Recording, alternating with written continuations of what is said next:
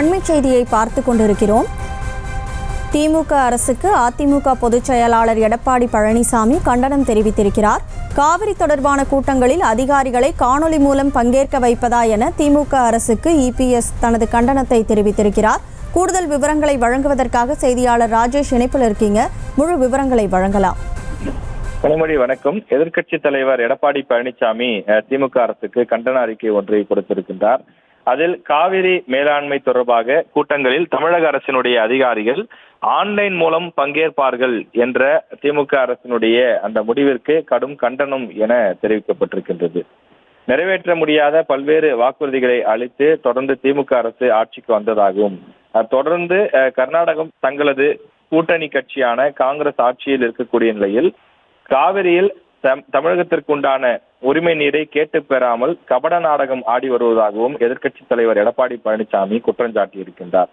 தமிழகத்திற்கு ஆண்டுதோறும் காவிரியிலிருந்து 177 டிஎம்சி தண்ணீர் கர்நாடகம் வழங்க வேண்டும் என்ற உச்சநீதிமன்றம் தீர்ப்பு உத்தரவிட்டிருக்கின்றது. அதன்படி ஒவ்வொரு மாதமும் முறைப்படி தண்ணீர் வழங்கப்படுகிறதா என்பதை உறுதிப்படுத்த உச்சநீதிமன்ற உத்தரவுப்படி காவிரி மேலாண்மை ஆணையம் மற்றும் காவிரி நீர் முறைப்படுத்தும் குழுவும் அமைக்கப்பட்டுள்ளது எனவும், காவிரி மேலாண்மைக்கு தேவையான பரிந்துரைகளை முறைப்படுத்தக்கூடிய குழு வழங்க வேண்டும் எனவும், இந்த அமைப்புகளின் கூட்டங்களில் டெல்லியில் நடைபெறுவது வழக்கம் எனவும் அவர் சுட்டிக்காண்பித்து பேசியிருக்கின்றார்.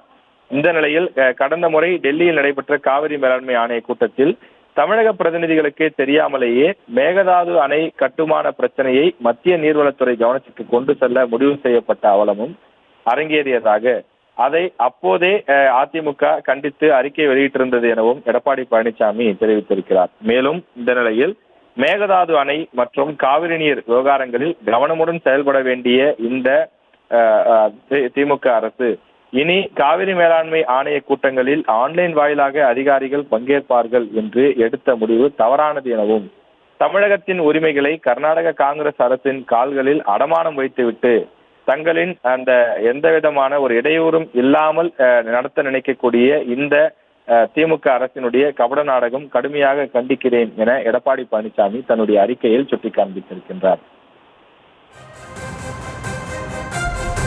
விவரங்களுக்கு நன்றி ராஜேஷ். செய்திகளை உடனுக்குடனும் துல்லியமாகவும் தெரிந்து கொள்ள சப்ஸ்கிரைப் பண்ணுங்க.